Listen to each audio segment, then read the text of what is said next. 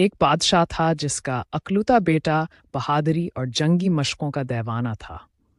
दिन रात तलवारें चलाना, घोड़े दौड़ाना और नीज़े आजमाइश में लेना इसकी आदत थी। एक रात बादशाह ने अजीब सा ख्वाब देखा। ख्वाब में किसी गैबी आवाज़ ने इसे खबर दी कि तुम्हारा बेटा एक शेर के हाथों मारा जाएगा।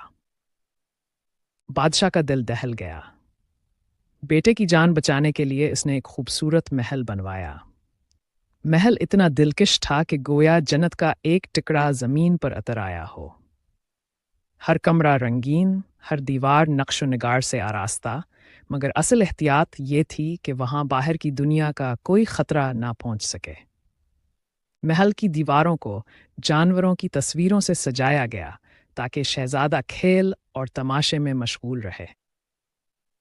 इन्हीं तस्वीरों में एक शेर भी बना हुआ था। शहजादा जब इस दीवार के सामने आया तो गुस्से से बोला, ए खबीथ जानवर, मेरे बाप के ख्वाब के बायस मुझे इस कैद में रखा गया है जैसे मैं कोई कमज़ोर लड़की हूं। अब मैं तुम्हारा क्या इलाज करूं? ये कहकर इसने करीब खड़े कांटेदार दरख्त से एक छड़ी तोड़ने के लिए हाथ बढ़ाया ताकि यूं शेर को सजा दे सके। लेकिन किस्मत का खेल देखिए।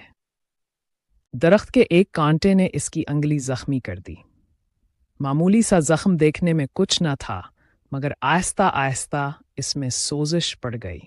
शहजादे को बुखार चढ़ा, हालत बिगड़ती गई और चंद ही दिनों में वो दुनिया से रुखसत हो गया। यूं बादशाह का ख्वाब सच साबित हुआ।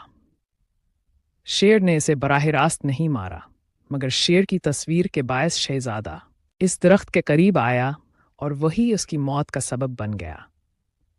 दोस्तों, ये कहानी हमें सिखाती है कि तकदीर से भागा नहीं जा सकता, चाहे हम कितनी ही तदबीरें क्यों ना कर लें। जो लिखा जा चुका है वही होता है। अगर आपको ये सबक आमूज कहानी पसंद आई तो बराह करम लाइक कीजिए, अपनी राय कमेंट्स में ज़रूर दीजिए और मज़ीद दिलचस्प और सबक आमूज कहानियों के लिए हमारे चैनल को सब्सक्राइब करना ना भूलिए।